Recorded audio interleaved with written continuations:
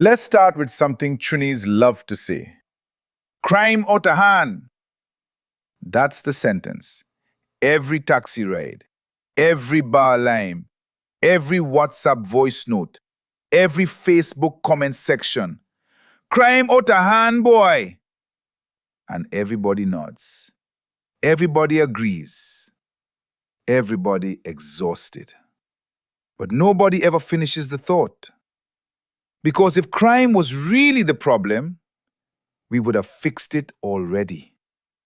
Crime is not a mystery. Crime is not a puzzle.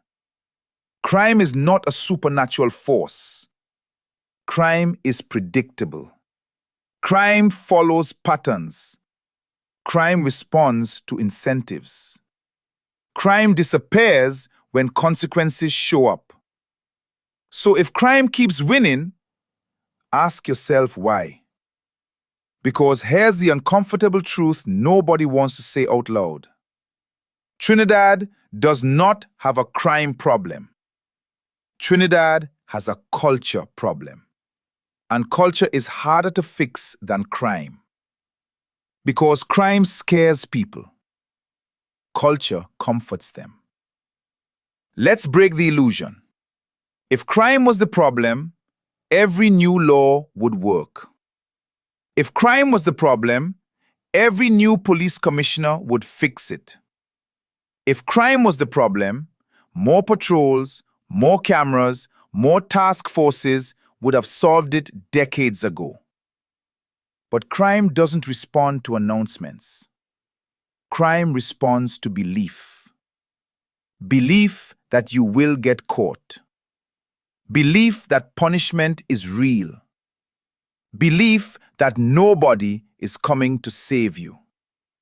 And in Trinidad, nobody believes that. Not criminals, not victims, not police, not politicians. Deep down, everybody knows. You can get away with a lot here. And once a society accepts that, game over. Let me say something that will make people uncomfortable. Criminals are not the smartest people in the room. They are not masterminds. They are not geniuses. They are not chess players. They are pattern readers. They watch behavior. They test boundaries. They notice when nothing happens. And Trinidad has trained criminals very well. Shoot someone?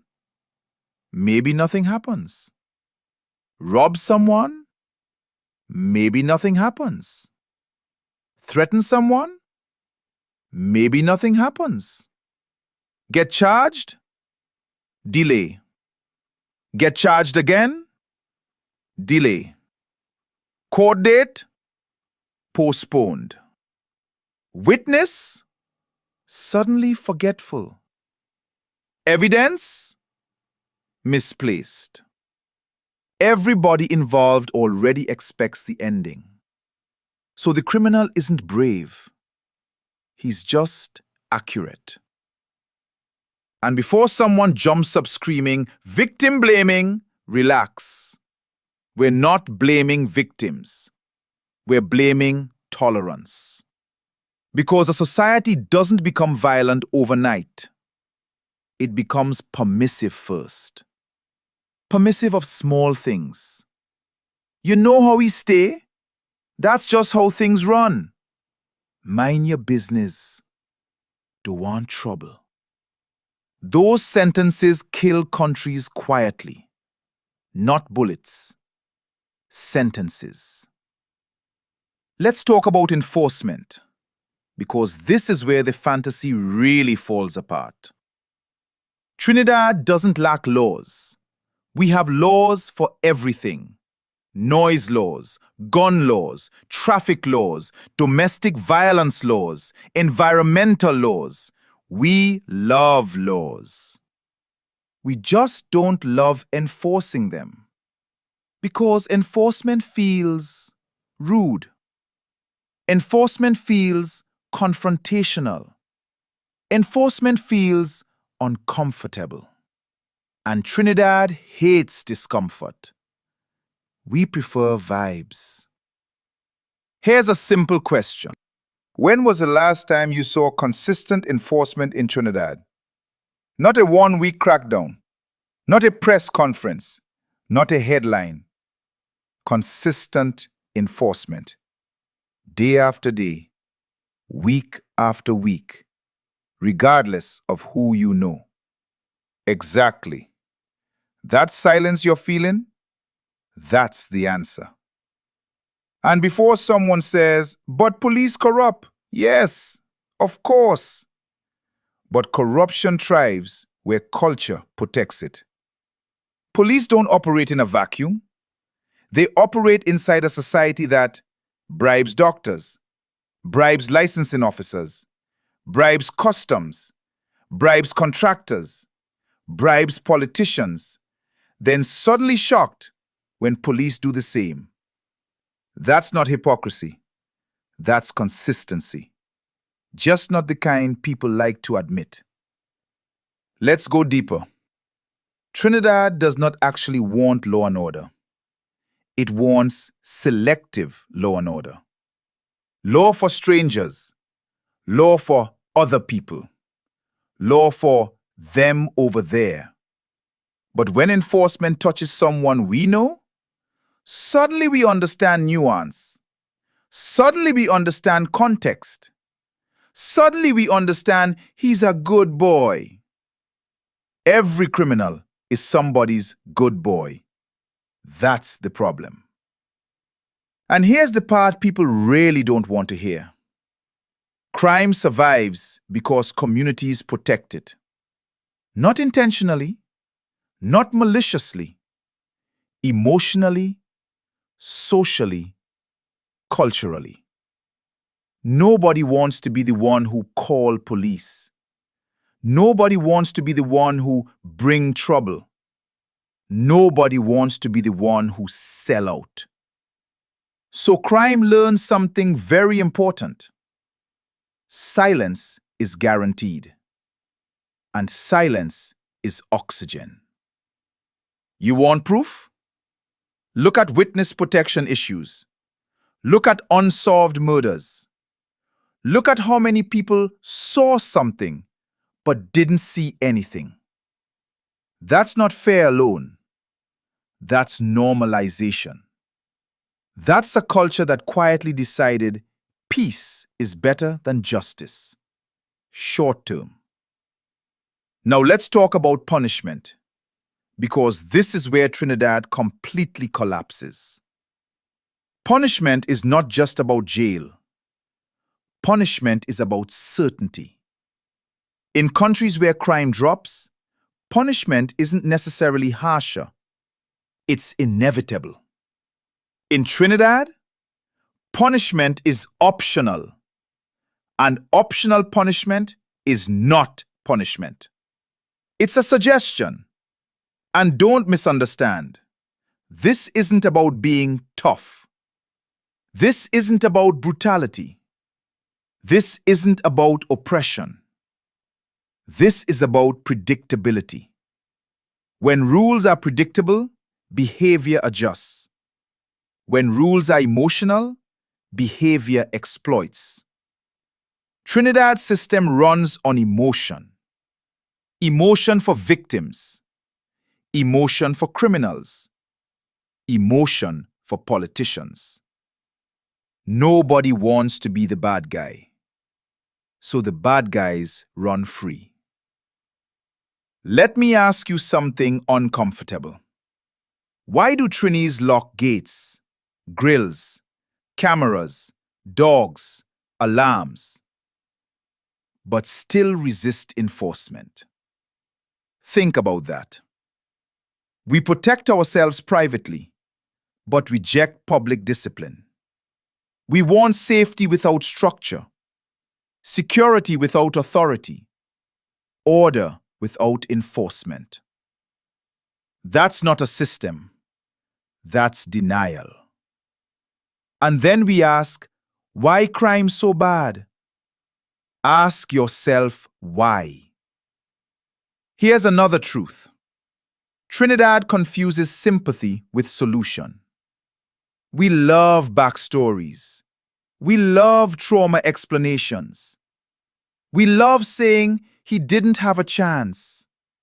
Every criminal becomes a sociology thesis. Meanwhile, victims become statistics. That imbalance matters because societies that over-empathize with offenders eventually abandon the innocent. That's not compassion. That's negligence. Now let's talk about leadership. Because every time crime spikes, leaders show up with the same script. We're taking this very seriously. Emergency meetings, new strategies, full force of the law. And then nothing changes. Why? Because leadership reflects culture. Leaders don't act boldly when voters punish boldness. Leaders don't enforce harshly when voters cry oppression. Leaders don't reform systems when voters prefer comfort. So politicians perform. Crime continues. Everybody pretends to be surprised. And this is where people get defensive. Because the moment you say culture, people hear blame. They hear accusation. They hear insult. But culture is not an insult. Culture is just behavior repeated long enough to feel normal. And Trinidad has normalized dysfunction. Let me make it simpler. If tomorrow Trinidad enforced laws consistently, no bribes, no favors, no excuses, crime would drop fast. Not slowly, fast. Because criminals are not brave, they are rational. They go where systems are soft. They leave when systems harden. Ask yourself why criminals don't dominate Singapore. Ask yourself why criminals don't dominate Japan. Ask yourself why criminals don't dominate certain neighborhoods. It's not because people there are nicer. It's because systems don't blink. And before someone says, but Trinidad different, yes, exactly. Different culture, different tolerance, different standards, different consequences. That's the point. Let's talk about the elephant. Fear. Fear controls Trinidad more than crime. Fear of retaliation. Fear of being labeled. Fear of enforcement. Fear of change. So we settle. We adapt. We accept. And then we complain. Here's the brutal part. Crime will not stop in Trinidad until people are willing to be uncomfortable. Uncomfortable with enforcement. Uncomfortable with consequences. Uncomfortable with fairness that hurts. Until then, crime will keep winning.